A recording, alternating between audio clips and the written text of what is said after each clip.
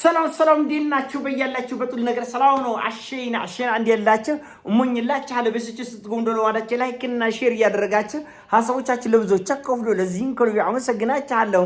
ዛሬ ወደ ሚዛናችን ዘላችሁ የወጣን እንግዲህ የኢራኑ መንፈሳዊ መሪ አያቱላህ አሊ ኻሜኒ የሰጡት መግለጫ ነው። እንግዲህ አያቱላህ አሊ ኻሜኒ በትናንትናው ዕለት በሰጡት መግለጫ የኢራን ሉዓላዊነት የሚደፈር ህዝባችን የሚወድምበት አገራችን የምጠፋበት እድል ከተፈጠረ እኛም በየትኛውም የዓለማችን ክፍል ያለ የአሜሪካን ጥቅምና ዜጎች አንፋታም የሚል አንላቀቅም የሚል መግለጫ ሰጥቷል። ይሄ ማለት ምን ማለት ነው? ያልተጎደበ የመጠፋፋት ጥቅል ማለት ነው።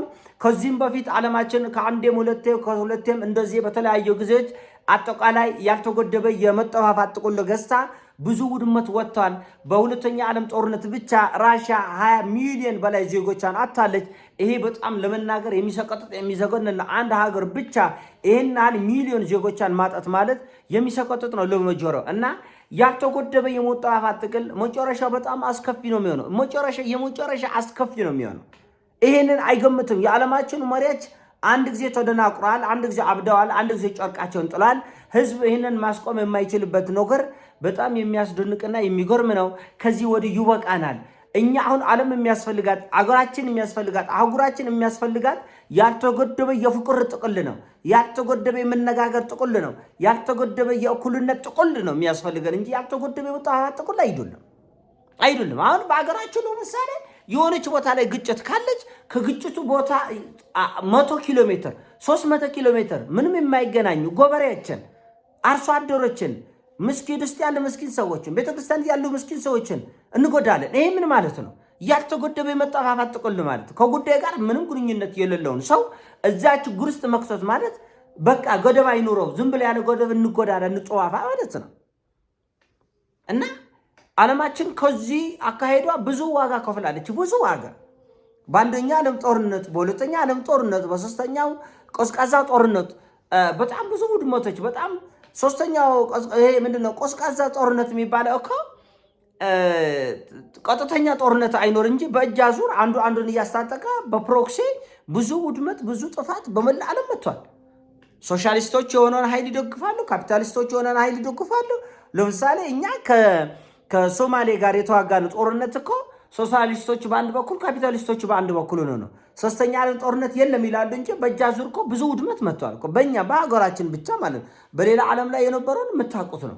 በቪየትናም ላይ የነበረ፣ በሰሜን ኮሪያ እና በደቡብ ኮሪያ የነበረ፣ በተለያየ የዓለማችን ክፍል በቀዝቃዛው የዓለም ጦርነት ከጀርባ የነበረውን ያልተጎደበ የመጠፋፋት ጥቅል የምታውቁት ነው፣ ያሳልፍነው ነው እና ሀገራችን ውስጥም ይሄን ማወቅ አለብን። ፍቅር ያልተጎደበ የፍቅር ጥቅል እናድሩ፣ ግድ የላቸውም እንሸምተው። አይ እኛማ የነከሌን ብሔር ጎድተን የነከሌ ብሔር አጥፍቶን የነከሌን አሳደን እኛ ሸይና ይሆንልናል። ምን ነው? አይ እኛ 10 ሚሊዮን ነን፣ እነሱ 11 ሚሊዮን፣ አይ እነሱ 7 ሚሊዮን፣ እነሱ 5 ቁጥር የሚባል ነገር አይሰራም። ያልተጎደበ የመጠፋፋት ጥቅል ከሸመትኩ ወዲህ የትኛውም ቦታ ልክ አያቱላህ አሊ ኻሜኒ እንዳለ በየትኛውም ቦታ በየትኛውም ስፍራ ያለውን ጥቅም ያንተን ይጎዳል፣ አንተ ቢልለውን ትጎዳለህ። ከዚህ ውስጥ አትራፊውን አትወጣም። ከዚህ ውስጥ ክብር ይዛ አትወጣም። ከዚህ ውስጥ ጀብዱ ይዛ አትወጣም። ከዚህ ውስጥ ጀግናውን አትወጣም። ከዚህ ውስጥ መጠፋፋት ብቻ ነው ያለ፣ ውድመት፣ እፍረት ብቻ፣ አንገት መድፋት ብቻ።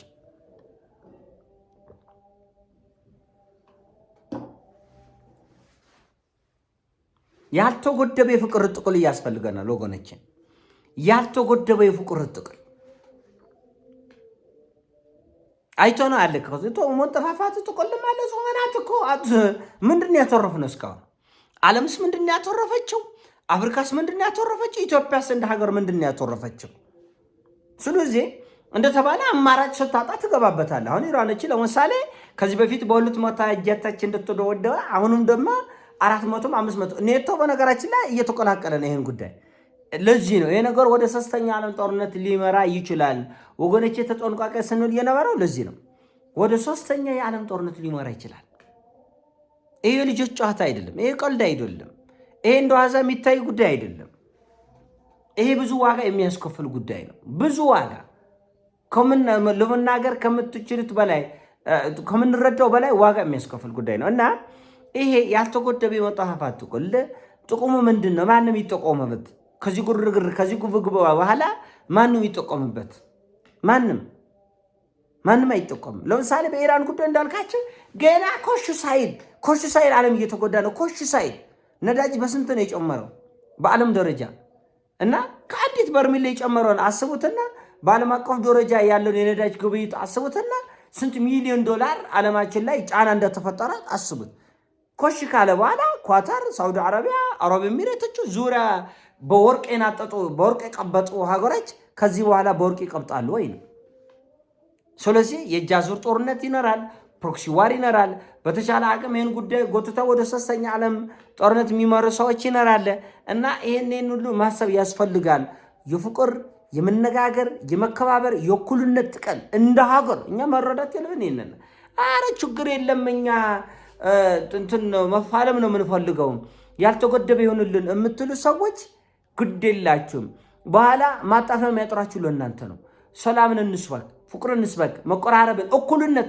በፍጹም እኩልነት ከሌለ በፍጹም አንዳችን እየተንቀባረርን፣ አንዳችን እየተንገላታን፣ አንዳችን መግቢያ አተን፣ አንዳችን መግቢያ ጠቦን እንደዛ ያለ ነገር የለም። እንደዚህ ያለ ነገር የለም። በእርግጥ ጦርነትን በትክክል ሜዳው ላይ የማያውቁ ሰዎች እኛ እናውቃለን። ሜዳው ላይ ጦርነትን አይተውት ነክተውት ገጥመውት የማያውቁ ሰዎች በለው ይሄ ከበሮ ደልቅ በለው ወደፊት ይላሉ። ግን ደግነቱ ምንድነው? ዋናዋ እሳት ላይ ሲጣዱ ግን እንደነሱ እንደ ተባይ የሚዘል የለም። ስለዚህ ይዘላሉ። አያውቁትማ፣ ይጎቡበታል። ይገባ ይላሉ። ከገቡ በኋላ መውጫው የእናታችን ሆድ ውስጥ እንግባ ነው የሚሉት እንደዚህ አይነት ሰዎች። እና የእናታቸው ሆድ ብትፈልጉት አትገቡም። ግጭቱ ከተነሳ በኋላ መጀመሪያ ሰላም ነው የሚሻለው፣ መጀመሪያ ፍቅር ነው የሚሻለው፣ መጀመሪያ መከባበር ነው የሚሻለው። አሁን ኢራኖች እቺን አምነውባታል። ምንም ይሄ ነገር ይቅር ግድ የላችሁም። እኛ እንደምታውቁት ኢራኖቹ ከዚህ በፊት በዓለም አቀፍ አቶሚክ ኤነርጂ ከፍተኛ ቁጥጥር ተደርጎ የተብላለ ዩሬኒየም አስረክበው ማዕቀብ ወገባቸውን ሰብሮ አርፈ ቁጭ ብለው ነበር። ነገር ግን በአንድ ጊዜ ተነስቶ ትራምፕ አልፈልግም ይሄን ከኢራን ጋር ያለ የሰላም ድርድር ንግግር ምና አቁሜያለሁ አለ። በአንድ ቀን አዳር ሶርጃለሁ አለ። ምን ታወጣላችሁ አለ።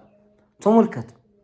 ይሄን ካልኩ ወዲህ አማራጭ ካሳጡ ወዲህ አልፎ ተርፎ ቤት ያለበት ድረስ መተው የፈለግነውን ዱላ እናሳርፍብሃለን ካሉ ወዲህ ይሄ ያልተገደበ ጥቅል የመሸመት ግዴታ ውስጥ ትጎባለህ። ይሄ አስከፊ የሆነ የሙጣፋት ያልተገደበ ጥቅል ድንበር የለውም፣ ቦታ የለውም፣ አቅጣጫ አይለይም፣ ሰፈር አይለይም፣ ቦታ አይለይም። ለዚህ ነው አያተል አሉ ሆምኒ በመላ ዓለም ነው ያሉት፣ በመላ ዓለም ያለው።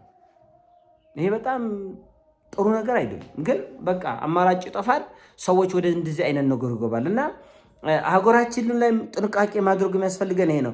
ግጭቶች እየተስፋፉ ሲሄዱ ወደ አልተገደበ ጥቅልነት ይዞራሉ። ያልተገደበ የጦርነት ጥቅል ደግሞ ዋጋው የምንከፍለው ዋጋ በጣም ዘጉናኝ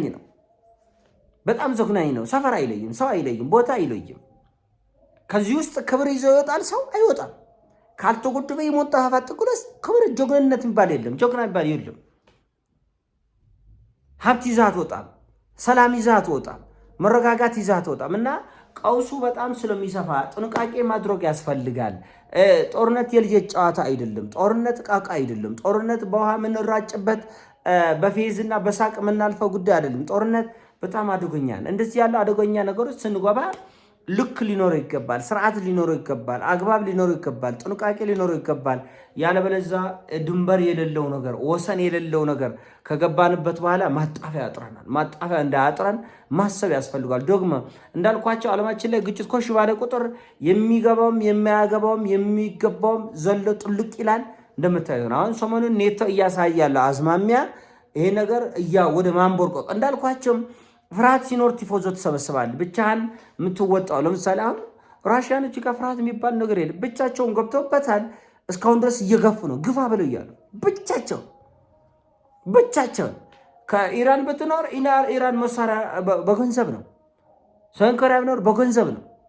እና በእርግጥ የተወሰኑ ሰዎቻቸውን ሰሜን ኮሪያኖቹ አስገብተዋል። የሆነ ሆኖ ብቻቸውን እንደሆኑ ያውቃሉ። ሌሎቻውን ብጠይቃቸው እጃቸውን በአፋቸው ጭነው በመገረም ነው የሚነግሯቸው፣ ራሱ ጠላት ተብዬዎቹ ማለት ነው። እና ይህ ነገር ልክና ለከት ቢኖር ግጭትም ሆነ ሰላም ሁሉ በልክ በአግባብ በመጠን ሲሆን ተገቢ ነው የሚል ሐሳብ አስዋለ። የኔ ሐሳብ ነው። ሲሞቻችሁ ላይክ አርጉ፣ ሼር አርጉ። ወዳችኋለሁ። ፒስ